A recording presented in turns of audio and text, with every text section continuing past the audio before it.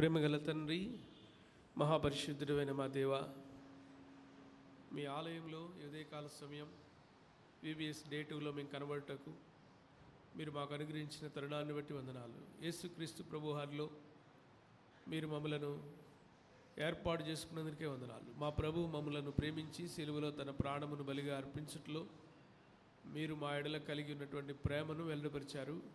అందును బట్టి మీకు స్తోత్రాలు తండ్రి.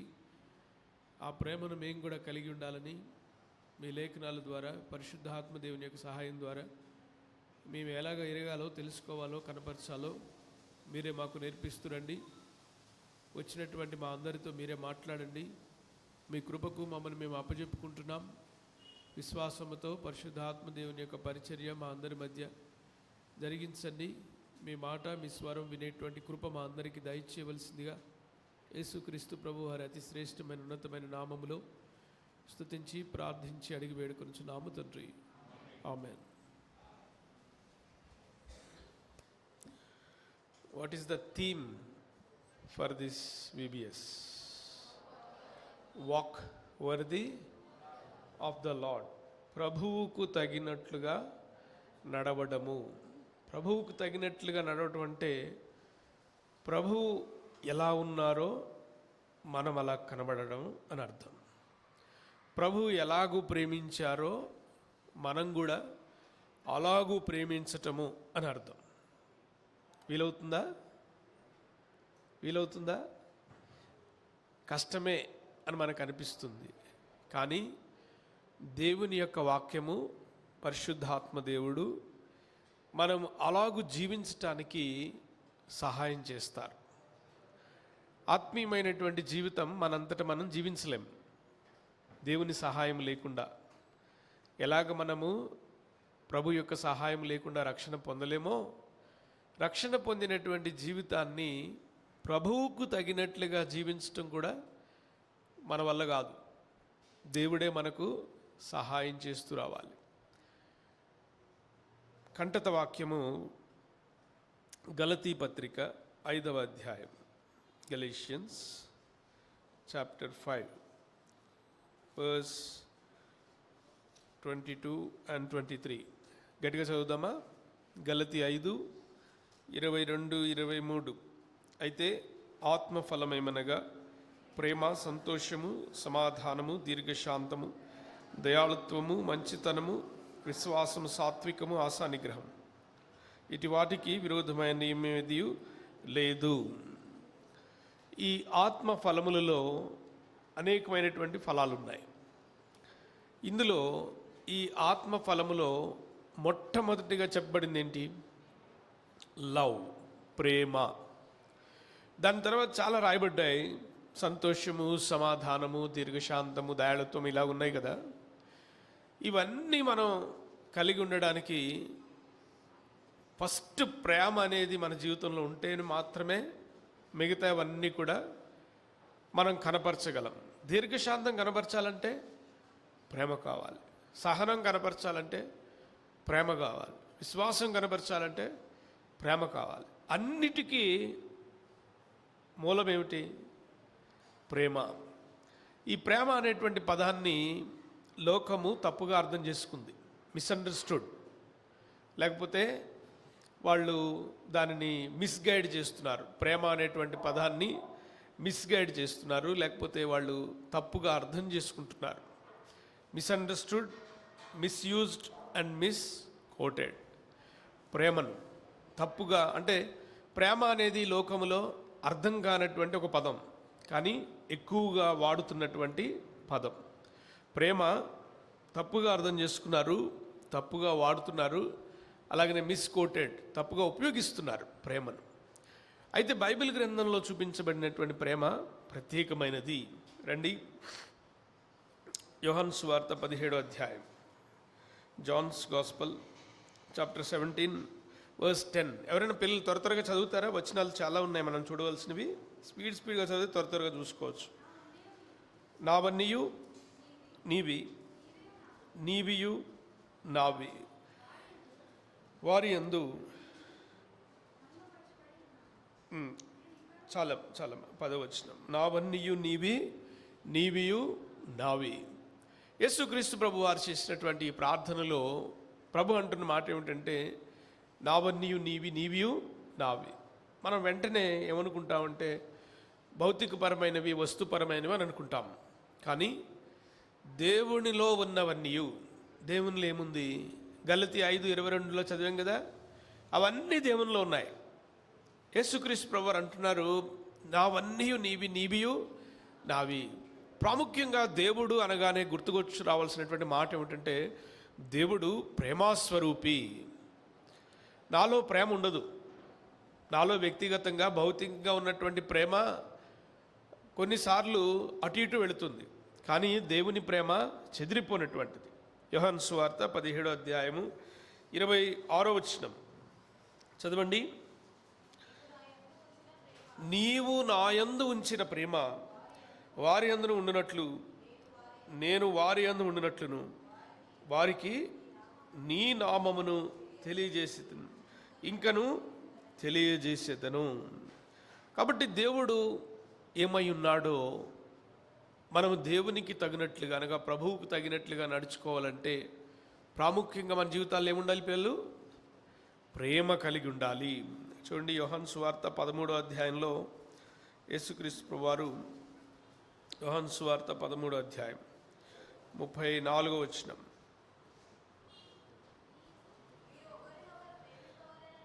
మీరు ఒకరినొకరు ప్రేమింపవలెనని మీకు క్రొత్త ఆజ్ఞ ఇచ్చుచున్నాను, నేను మిమ్మును ప్రేమించినట్లే మీరు కూడా ఏం చేయాలి? ఒకరిని ఒకరు ప్రేమించాలి. ఇదేమిటి? ప్రేమ ఆప్షనా? ఈ వచనంలో ఉంది. ప్రేమ ఆప్షనా? కాదు. ప్రేమ ఆజ్ఞ, దేవుడిచ్చినటువంటి ఆజ్ఞ. ఆజ్ఞను ఉల్లంఘిస్తే మనము దేవుణ్ణి ప్రేమించినట్లే కాదు, ఆజ్ఞను అతిక్రమిస్తే పాపము చేసిన వారం అవుతాం. అందుకనే యోహాను సువార్త 15వ అధ్యాయము 9వ వచనం, తండ్రి నన్ను ఎలాగూ ప్రేమించెనో నేనును మిమ్మును అలాగూ ప్రేమించి తిని నా ప్రేమయందు నిలిచిండుడి. యేసుక్రీస్తు ప్రభువారిని తండ్రి అయినటువంటి దేవుడు ఎంతగా ప్రేమించారు? ఆ ప్రేమను మనం వివరించగలమా? యేసుక్రీస్తు ప్రభువారిని తండ్రి ఎంతగా ప్రేమిస్తున్నారో దేవుడు నన్ను కూడా, ఆ తండ్రి నన్ను కూడా అంతగానే ప్రేమిస్తున్నాడు. ఈ ప్రేమలో మార్పు లేదు. మనం బాగా లేమనో, మనం సరిగా చదువుతలేదనో, లేకపోతే సరిగా ఉండట్లేదనో, మనం బాగా ఉన్నా బాగా లేమనుకుని మన ఎడల ప్రేమ మనుషులలో మారిపోవచ్చు. కానీ గాడ్స్ లవ్, దేవుని ప్రేమలో మార్పు లేదు. దేవుడు మనలను ప్రేమిస్తూ ఉంటున్నాడు. ఆ ప్రేమ అద్భుతమైంది. చూడండి, యోహాను సువార్త 15వ అధ్యాయము 12వ వచనం, నేను మిమ్మల్ని ప్రేమించిన ప్రకారం మీరును ఒకరినొకరు ప్రేమించవలనని నా ఆజ్ఞ.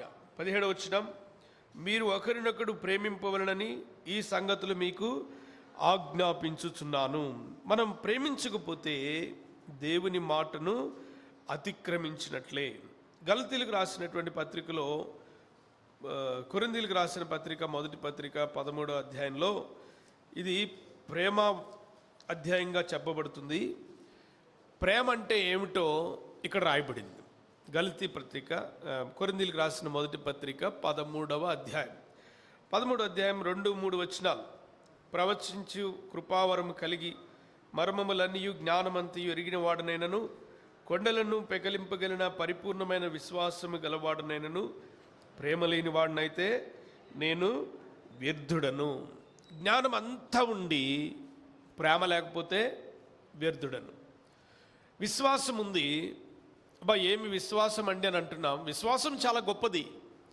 అయినా విశ్వాసం అంత ఉండి, నేను అడిగాను అనుకోండి మిమ్మల్ని, మీకు విశ్వాసం ఉందా అని అంటే, బ్రదర్ విశ్వాసం ఉంది కాబట్టే మేము దేవుని మందిరానికి వచ్చాం, దేవుని ఆలయాన్ని ప్రేమించాం, సమయానికి వచ్చాం, ఇవన్నీ మీరు చెప్తారు.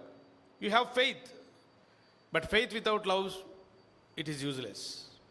విశ్వాసం ఉంది అన్నాడు కదా ఇక్కడ 2-3 వచనాలు, అదే మనం చదివాం. విశ్వాసము గలవాడనైనను ప్రేమ లేని వాడనైతే నేను వ్యర్థుడను. We can test our love in the light of the word. దేవుని యొక్క వాక్యములో ఆధారంగా మన యొక్క ప్రేమను మనం గుర్తించవచ్చు. చూడండి, కొరింథీయులకు రాసిన మొదటి పత్రిక 13వ అధ్యాయము 4-7 వచనాలు. ప్రేమ దీర్ఘకాలము సహించును, దయ చూపించును. ప్రేమ మత్సరపడదు, ప్రేమ డంబముగా ప్రవర్తింపదు.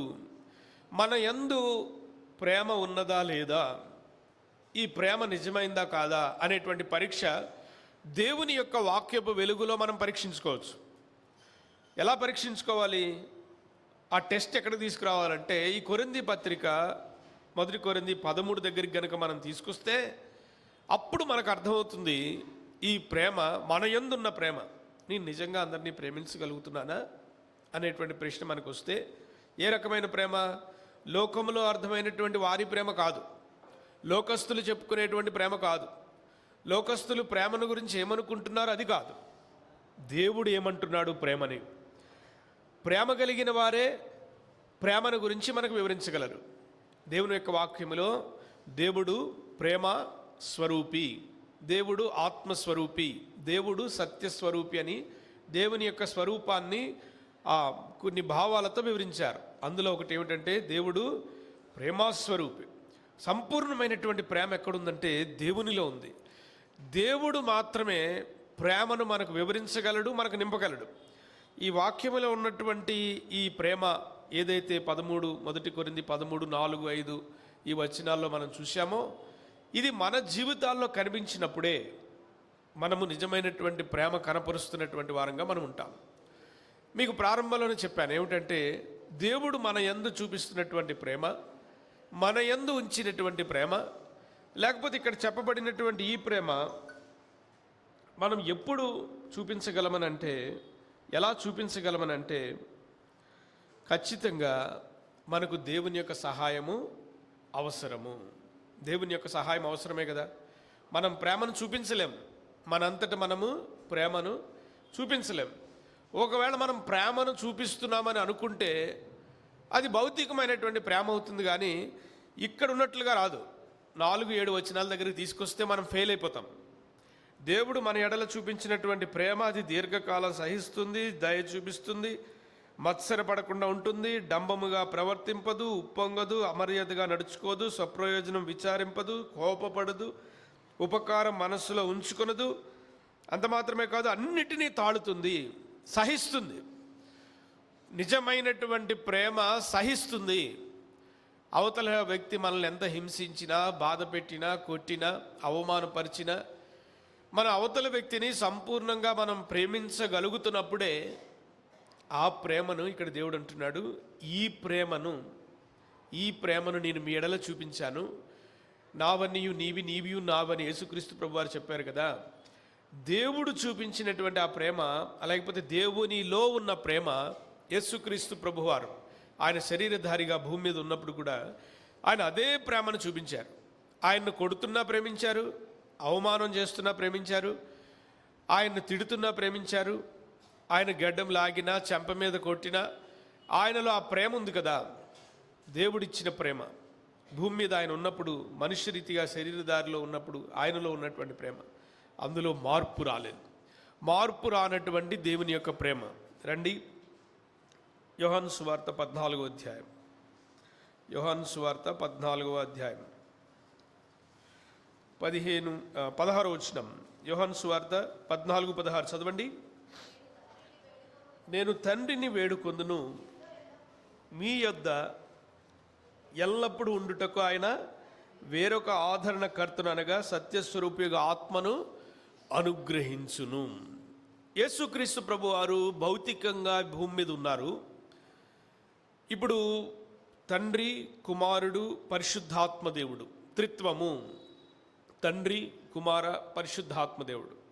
కుమారుడైన యేసుక్రీస్తు ప్రభువారు భౌతికంగా ఈ భూమి మీద ఉండి, ఆయన కొన్ని దినాల తర్వాత సిలువ మీద మన నిమిత్తమై ప్రాణం పెట్టి సమాధి చేయబడి 3వ దినమున తిరిగి లేచి ఆరోహణమై వెళ్ళిపోతారు మేఘముల మీద. ఆయన వెళ్ళిపోయిన తర్వాత మా పరిస్థితి ఏమిటి, లేకపోతే మాతో ఉన్నటువంటి మా బోధకుడు, లేకపోతే మాతో ఉన్నటువంటి మా నాయకుడు, లేకపోతే మా పరిస్థితి ఏమిటి అని శిష్యులు ఆలోచనలో ఉండేవారు. వారితో అన్నారు, నేను భౌతికంగా ఉన్నప్పుడు ఒకే స్థలంలో మీకు కనబడేవాడిని, అయితే నేను ఆత్మ దేవుడిగా, పరిశుద్ధ ఆత్మ దేవునిగా నేను దిగి వస్తాను. నేను దిగి వచ్చినప్పుడు నేను మీ యందు ఉంటాను, మీలో ఉంటాను. ఎందుకు పరిశుద్ధాత్మ దేవుని యొక్క సహాయం మనకు అవసరమని అంటే, చూడండి మొట్టమొదటిగా 26వ వచనం చదువుతారా? ఆదరణకర్త అనగా తండ్రి నా నామమున పంపబో పరిశుద్ధాత్మ సమస్తమును మీకు నేను మీతో చెప్పిన సంగతులన్నిటినీ మీకు జ్ఞాపకము చేయును. పరిశుద్ధాత్మ దేవుడు మనకు ఆదరణకర్త. He's a great comforter. ఆయన గొప్ప ఆదరణ మన జీవితాల్లో చూపిస్తాడు. ఆదరణ అంటే ఎవరికి ఆదరణ కావాలి? ఎవరైతే అప్రెస్ చేయబడుతున్నారో, అణిచివేయబడుతున్నారో, ఎవరికైతే దుఃఖం ఉంటుందో, ఎవరికైతే బాధ ఉంటుందో వాళ్ళకి ఆదరణ కావాలి. పరిశుద్ధాత్మ దేవుడు మన జీవితాల్లో ఆయన ఒక ఆదరణకర్తగా ఉన్నారు. అంత మాత్రమే కాదు, పరిశుద్ధాత్మ దేవుడు ఆయన సమస్తమును మీకు బోధించును. పరిశుద్ధాత్మ దేవుడు బోధించకపోతే ఇందులో ఉన్నటువంటి ఒక్క పదం కూడా మనకు అర్థం కాదు. ఇప్పుడు ప్రేమ అనేటువంటి చిన్న పదమే తీసుకోండి. మీరు చిన్నపిల్లల్ని అడిగినా ప్రేమ అంటే ఏంట్రా అని అడిగితే వాళ్ళు ఏదో ఒకటి చెప్తారు, పెద్దవాళ్ళని అడిగినా ఏదో ఒకటి చెప్తారు, కానీ ఆ భావము కాదు. పరిశుద్ధాత్మ దేవుడు ఏం బోధిస్తున్నారో ప్రేమనంటే ఆ భావమే. దేవుడు అసలుగా ప్రేమ అంటే ఏమిటో అది చెప్తున్నాడు. కాబట్టి మన జీవితాల్లో దేవుని ప్రేమ కలిగి ఉండాలంటే పరిశుద్ధాత్మ దేవుడు మనకు బోధించాలి. First of all he's a comforter, and secondly he's a teacher. మూడవది గైడ్. పరిశుద్ధాత్మ దేవుడు మనకు మార్గం చూపేటువంటి వాడు, దారిని చూపించేవాడు. దేవుని మార్గాల్లో ప్రభువుకు తగినట్లుగా మనం ఎలా నడుచుకోవాలో పరిశుద్ధాత్మ దేవుడు మనకు మార్గాన్ని చూపించేవాడు. ఇలా నడుచుకోవాలి, మీరు వెళ్తున్నటువంటి త్రోవ సరైంది కాదు. యవనస్తులుగా మీ స్నేహితుల మధ్య ఉన్నప్పుడు, కాలేజీలో ఉన్నప్పుడు, మీ ఫ్రెండ్స్ మధ్య ఉన్నప్పుడు వారు చేస్తున్నవి మనం చేయాలి అని శరీరం ప్రేరేపిస్తుంది, లోకం ప్రేరేపిస్తుంది. మీ పీర్ ప్రెషర్, మీ స్నేహితుల మధ్య మీరు అది చేయకపోతే వారు మిమ్మల్ని ఏదైనా అంటారేమో, లేకపోతే తక్కువగా చూస్తారో, నవ్వుతారో అనేటువంటి భయం. పీర్ ప్రెషర్ అంటే స్నేహితుల మధ్య మీకు ఆ ఒత్తిడి ఉంటుంది. కానీ మీ యందు ఉన్నటువంటి పరిశుద్ధాత్మ దేవుడు, యేసుక్రీస్తు ప్రభు వారిని వ్యక్తిగతంగా రక్షకునిగా అంగీకరించిన తర్వాత, ప్రభు యొక్క రక్తంలో మన హృదయాలు కడగబడిన తర్వాత, మనకు మొట్టమొదటిగా దేవుడు పరిశుద్ధాత్మ దేవుణ్ణి ముద్రిస్తున్నాడు. God seals us with his Holy Spirit. పరిశుద్ధాత్మ దేవుణ్ణి ముద్రిస్తున్నాడు. రక్షించబడినటువంటి ప్రతి వారి హృదయాల్లో పరిశుద్ధాత్మ దేవుడు ఉంటున్నాడు. ఎందుకు ఉంటున్నాడు? మొట్టమొదటిగా మనం he's a comforter, nextly he's a teacher. ఆయనే మనకు బోధిస్తూ ఉంటాడు. అంత మాత్రమే కాదు, హీజ్ ఏ గైడ్. ఆయన మనకు మార్గం చూపుతూ ఉంటాడు. అంత మాత్రమే కాదు, హీజ్ ఏ హెల్పర్.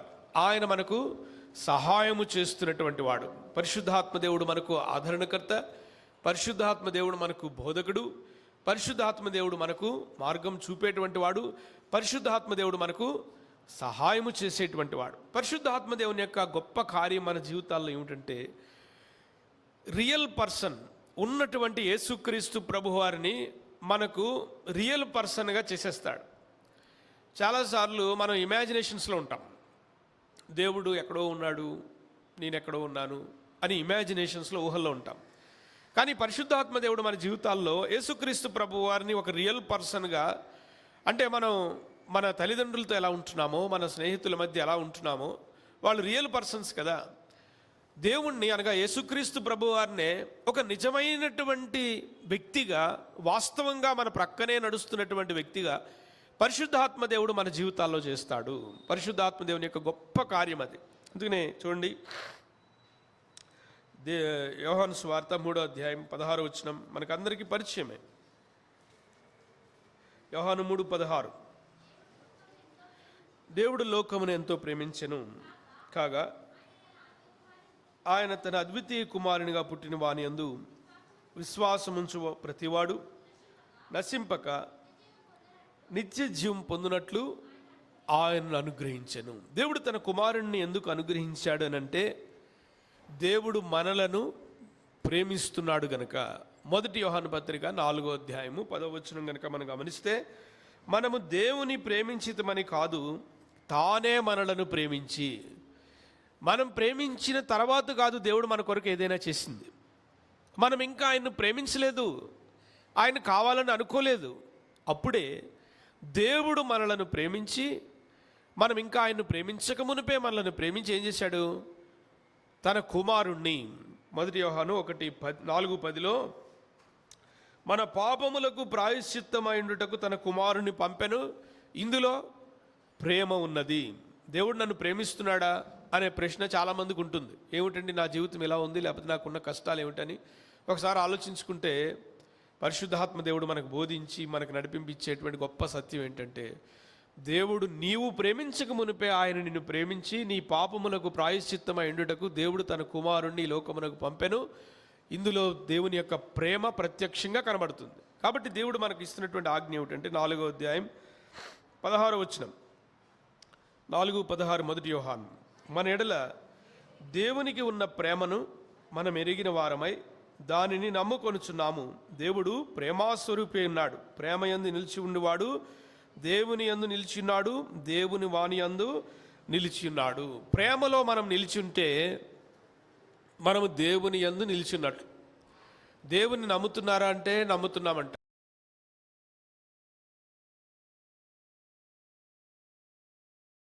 అంటే రక్షణ పొందామని అంటారు.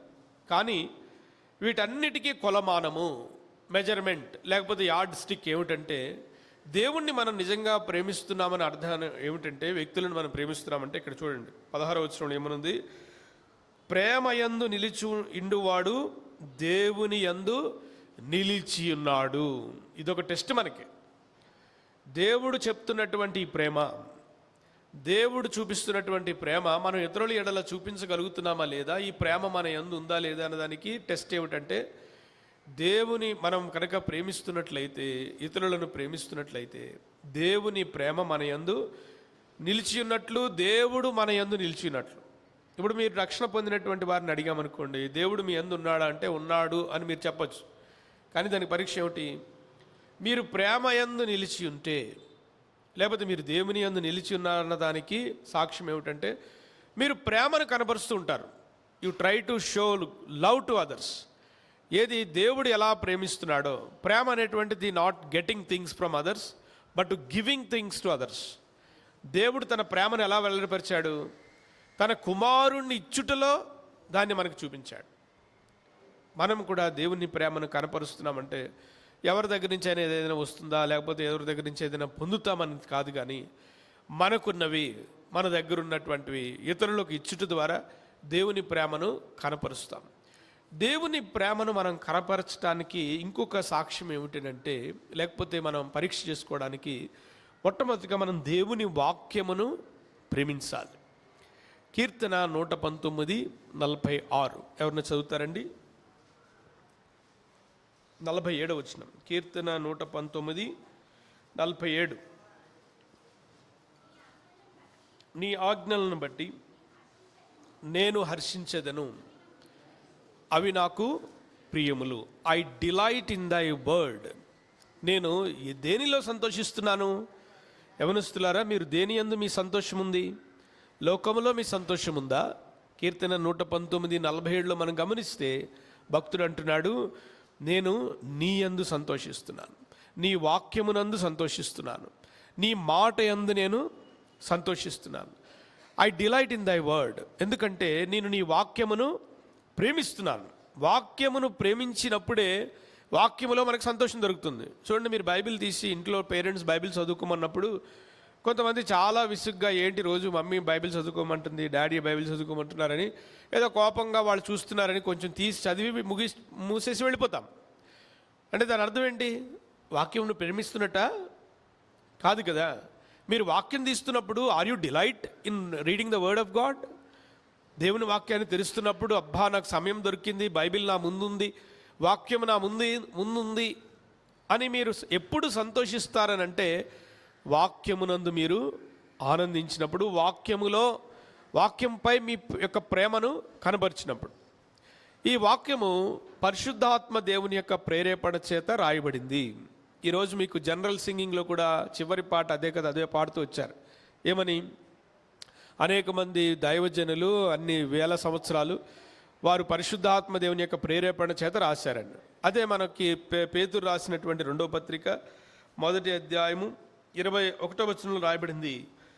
2 పేతురు 1:21, ఏలయనగా ప్రవచనము ఎల్లప్పుడూ మనిషిని ఇచ్చెను బట్టు కలగలేదు, కానీ మనుషులు పరిశుద్ధాత్మ వలన ప్రేరేపింపబడిన వారై రాశారు. ఎలా రాశారు వారు?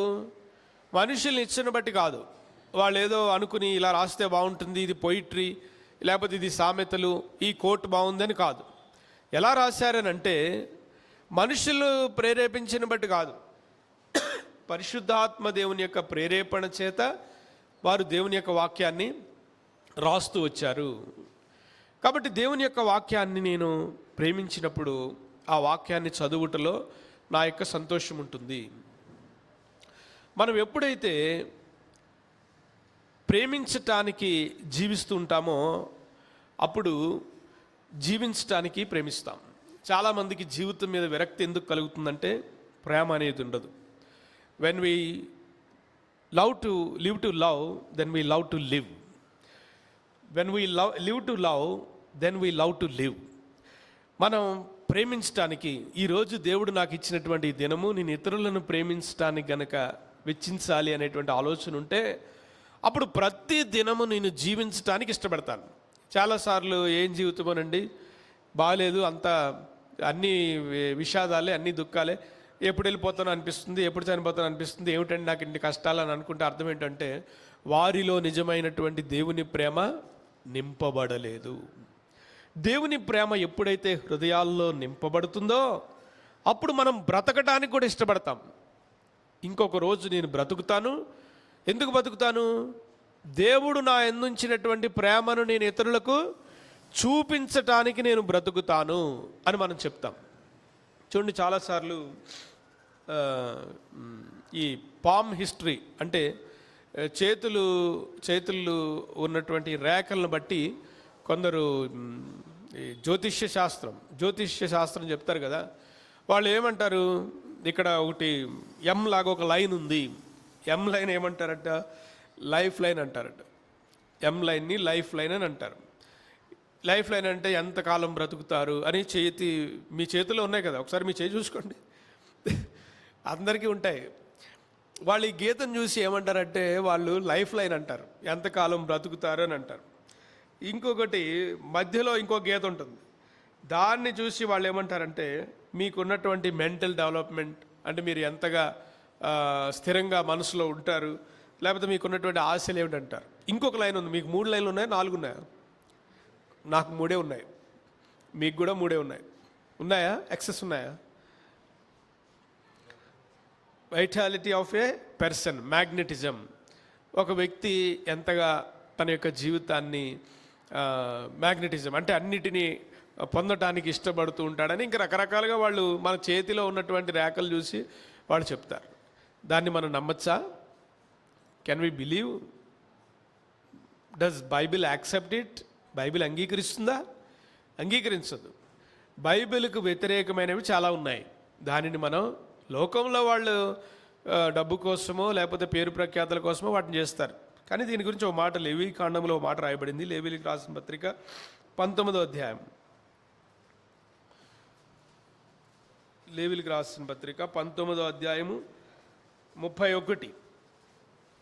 కర్ణపిశాచి గల వారి దగ్గరకు పోకూడదు, సోదెగాండ్రును వెదికి వారి వలన అపవిత్రత కలుగు చేసుకొనకూడదు. వారి దగ్గరికి మనము వెళ్ళకూడదు. లెవిటికస్ చాప్టర్ 19 verse 31, 20వ అధ్యాయం, లేవీకాండం 20వ అధ్యాయము 6వ వచనం. మరియు కర్ణపిశాచి గలవారితోని సోదెగాండ్రతోనూ వ్యభిచరించుటకు వారి తట్టు తిరుగువాడెవడో నేను వారికి విరోధినై ప్రజల్లో నుండి వాడిని కొట్టివేతును. కాబట్టి పామ్ హిస్టరీ జోలికి కానీ, లోక సంబంధమైనటువంటి ఇంకోటి వాస్తు అనేటువంటిది ఉంటుంది, కొంతమంది బిలీవ్ చేస్తారు, దాని జోలికి మనం వెళ్ళకూడదు. వెళితే ఏమంటున్నాడు దేవుడు?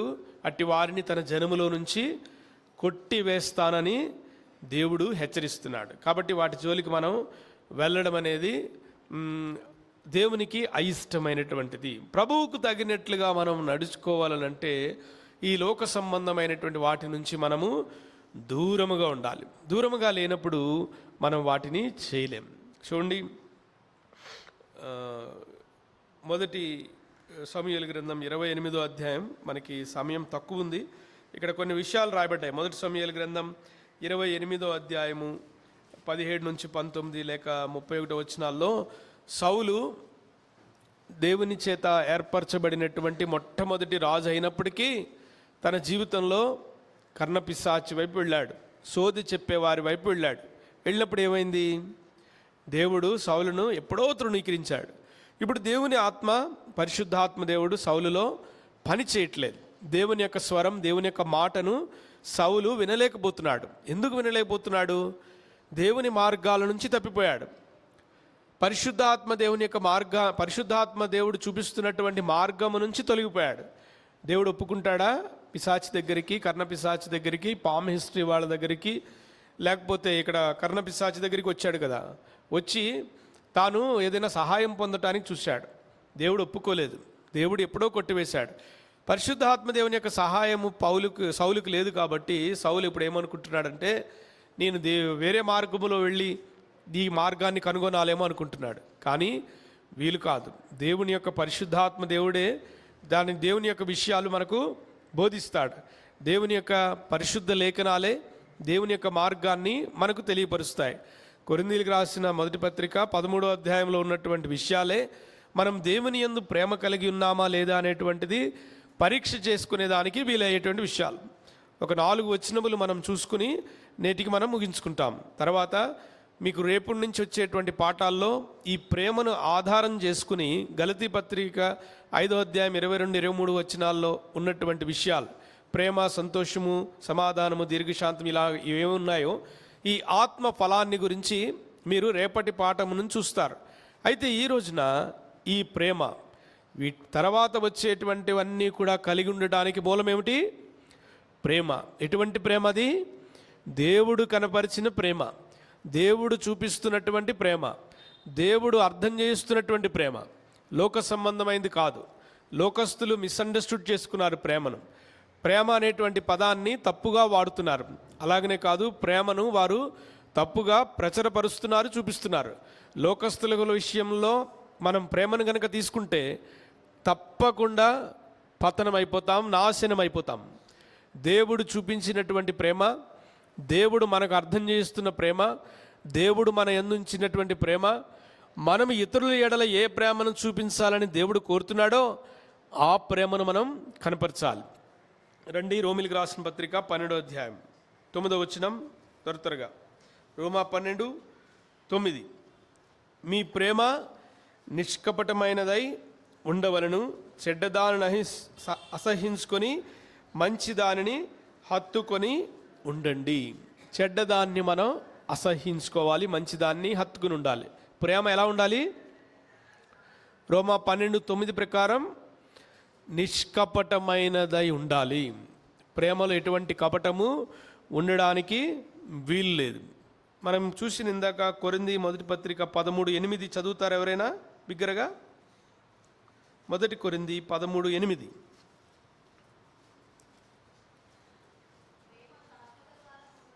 ప్రేమ శాశ్వత కాలముండును, ప్రవచనములైనను నిరర్ధకములగును, భాషలైన నిలిచిపోవును, జ్ఞానమైనను నిరర్ధకమవును. 8వ వచనం ప్రారంభంలో ఉంది, ప్రేమ శాశ్వత కాలము ఉండును. రాసుకోనండి. తెస్సలోనికి రాసిన మొదటి పత్రిక 3వ అధ్యాయము 12వ వచనం. మొదటి తెస్సలోనికి రాసిన పత్రిక 3వ అధ్యాయము 12వ వచనం. తెలుగులో అయితే 13లో ఉంది. మరియు మన ప్రభు అయిన యేసు తన పరిశుద్ధులందరితో వచ్చినప్పుడు మన తండ్రి అయిన దేవుని ఎదుట మీ హృదయములను పరిశుద్ధత విషయమై అనింద్యమైనవిగా ఆయన స్థిరపరచుటకై మేము మీ ఎడల ఎలాగు ప్రేమలో అభివృద్ధి పొంది వర్ధిల్లుచున్నామో అలాగనే మీరును ఒకరి ఎడల ఒకడు మనుషుల ఎడల ప్రేమలో ఎలా ఉండాలి? అభివృద్ధి పొంది వర్ధిల్లునట్లు ప్రభువు దయచేయునుగాక. ప్రేమలో ఏమవ్వాలి? అభివృద్ధి పొందాలి. మీరు మీ జ్ఞానం విషయంలో అభివృద్ధి పొందడానికి కొన్ని సంవత్సరాలుగా ఎడ్యుకేషన్, మీ జ్ఞానము, మీకున్నటువంటి లేకపోతే తలాంతులు వృద్ధిపరచుకోవడానికి మీరు ఎప్పటి నుంచి చదువుతున్నారు? స్కూల్లో, లేకపోతే ఇప్పుడు కాలేజీకి వచ్చిన వాళ్ళు ఎట్ ద ఏజ్ ఆఫ్ 4 సంవత్సరాలు వయసు నుంచి చదువుతూ ఉన్నారు. ఇప్పటికైనా మీకు చదువు ఏమన్నా పూర్తిగా వచ్చిందా అంటే ఇంకా చదవాల్సింది చాలా ఉంది కదా, ఇంకా ఎన్నో సంవత్సరాలు చదవాలి. దేవుని యొక్క ప్రేమలో మనం నిలిచి ఉండాలి. ప్రేమ మన యందు నిలిచి ఉండాలి. దేవుడు మన యందు నిలిచి ఉండాలి. దేవుని ప్రేమలో మనం అభివృద్ధి పొందాలి, వృద్ధి పొందాలని అంటే ఒక్క సెకండ్లో విశ్వాసంతో ప్రభువుని అడిగితే ఈ జ్ఞానం ఇస్తాడు. ఎలా నడుచుకోవాలో ఇస్తాడు. మీ స్నేహితుల మధ్య దేవుని ప్రేమను ఎలా కనపరచాలో దేవుడు నేర్పిస్తాడు. చివరిగా ఇంకొక వచనం, పేతురు రాసిన మొదటి పత్రిక 1వ అధ్యాయం 22వ వచనం, తెలుగులో 23లో ఉంది. వీరు క్షయ బీజము నుండి కాక శాశ్వతమగు జీవము గల దేవుని వాక్యం మూలంగా అక్షయ బీజము నుండి పుట్టినవారు గనుక నిష్కపటమైన సహోదర ప్రేమ కలుగునట్లు మీరు సత్యమునకు విధేయులగుటి చేత మీ మనస్సులను పవిత్రపరుచుకుని వారండి. ఒకనినొకడు హృదయపూర్వకంగాను మిక్కటముగాను ప్రేమించాలి. రోమా 12:9లో నిష్కపటమైనటువంటి ప్రేమ, 1 కొరింథీ 13:8లో శాశ్వతమైనటువంటి ప్రేమ, తెస్సలోనిక 3:12లో అభివృద్ధి పరుచుకొనవలసినటువంటి ప్రేమ, 1 పేతురు 1:22లో మిక్కటమైనటువంటి ప్రేమ గలవారమై ఒకరినొకరు మనము ప్రేమించాలి. కాబట్టి ఈ ప్రేమ లోకములో అర్థమైనట్లుగా కాదు, దేవుడు మనకు చూపిస్తున్నటువంటి ప్రేమ. పరిశుద్ధాత్మ దేవుని యొక్క సహాయము ద్వారా మాత్రమే ఈ దేవుని ప్రేమ ఏంటో మనకు అర్థమవుతుంది. పరిశుద్ధాత్మ దేవుని యొక్క సహాయము ద్వారానే ఈ ప్రేమను మనం ఇతరులకు కనపరచగలం. దేవుడు మన ఎడల ప్రేమను వెల్లడిపరిచాడు. ఎట్లాగా? తన కుమారుణ్ణి మన పాపములకు ప్రాయశ్చిత్తమై ఉండుటకు ఆ ప్రియకుమారుని అర్పించుట్లో దేవుడు తన ప్రేమను మన ఎడల చూపించాడు. కాబట్టి దేవుని యొక్క వాక్యమును మనం ప్రేమించినప్పుడు ఈ వాక్యము మనం ఇతరుల ఎడల ఎలా ప్రేమగా ఉండాలో మనకు నేర్పిస్తుంది. అంత మాత్రమే కాదు, ప్రేమయందు మనము నిష్కపటమైనటువంటి ప్రేమ గలవారమై ఉండాలి. ప్రేమయందు అభివృద్ధి పొందుతూ ఉండాలి. ప్రేమయందు మనం వర్ధిల్లుతూ ఉండాలి. ప్రేమ శాశ్వత కాలం ఉండేటువంటి ఈ ప్రేమలో, దేవుడు చూపించినటువంటి ఈ ప్రేమలో మనము నిలిచి ఉండాలి. ప్రవచనములు నిరర్ధకములు అయితే కానీ ప్రేమ శాశ్వత కాలము ఉంటుంది. తర్వాత మీరు 1 కొరింథీ 13 చివరి వచనం చూడండి. విశ్వాసము, నిరీక్షణ, ప్రేమ, ఈ 3 నిలిచి ఉంటాయి. ఇందులో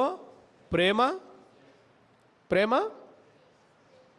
శ్రేష్టమైనది, బెస్ట్, ఎప్పుడూ నిలిచి ఉండేది, శాశ్వతమైనటువంటిది ప్రేమ. ఈ ప్రేమ మనం కలిగి ఉండాలని. ఎందుకు దేవుడు మనల్ని ప్రేమించాడు. మొదటి యోహాను పత్రిక 1:12 ప్రకారం మనం దేవుని బిడ్డలము. కాబట్టి దేవుడు మన యందు చూపించినటువంటి ఈ ప్రేమను ఇతరుల ఎడల చూపించినట్లు పరిశుద్ధాత్మ దేవుడు మనకు సహాయం చేస్తూ ఉంటాడు.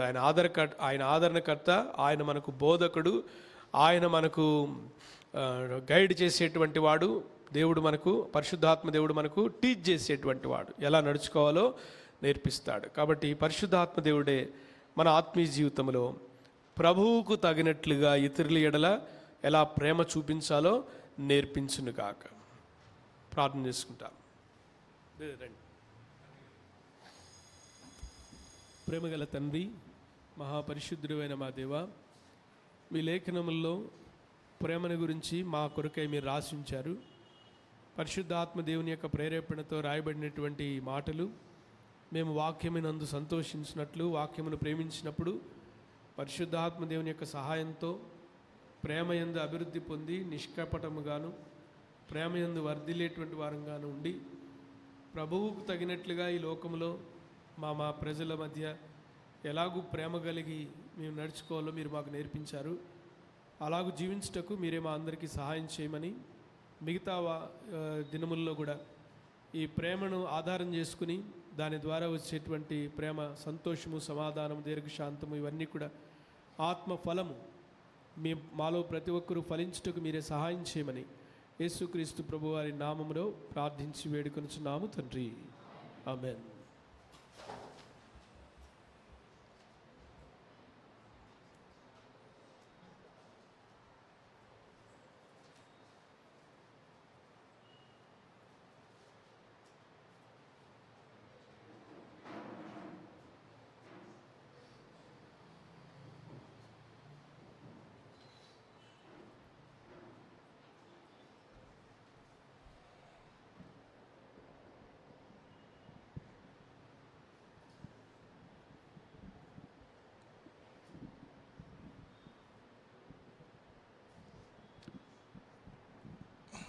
సారీ ఫర్ ద డిస్టర్బెన్స్, అది చిన్న మాల్ ఫంక్షన్ ఉంది, సడన్గా చేయబెట్టి లేసేసరికి అట్లా అయింది. We thank God for the precious time Prasad అన్న హ్యాస్ స్పెంట్ విత్ అస్. అయితే ఇప్పుడు కొత్తగా వచ్చిన వాళ్ళు ఇద్దరే కాబట్టి వాళ్ళిద్దరు ఒకసారి నన్ను కన్సల్ట్ అవ్వండి, తర్వాత మిమ్మల్ని తర్వాత లెసన్ టైంలో ఎవరైనా ఈరోజే కొత్తగా వచ్చిన వాళ్ళు ఉన్నారా? లెసన్ టైంలో నేను స్టార్టింగ్లో అడిగాను, బట్ లెసన్ టైంలో కూడా వచ్చి ఉంటారు. ఈరోజే కొత్తగా వచ్చిన వాళ్ళు ఎవరైనా ఉంటే ప్లీజ్ రేజ్ యూర్ హ్యాండ్స్. గ్రూప్స్లో మిమ్మల్ని పంపించడానికి ఒకవేళ అలా ఉంటే ఓకే. చివరి ఒక గ్రూప్ ఉంటుంది, ఆ గ్రూప్లో కూర్చో నువ్వు.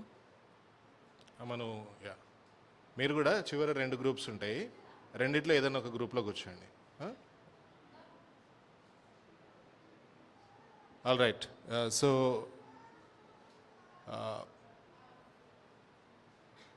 ఈరోజు సెకండ్ డే. ఈరోజుది ఇంకా నిన్న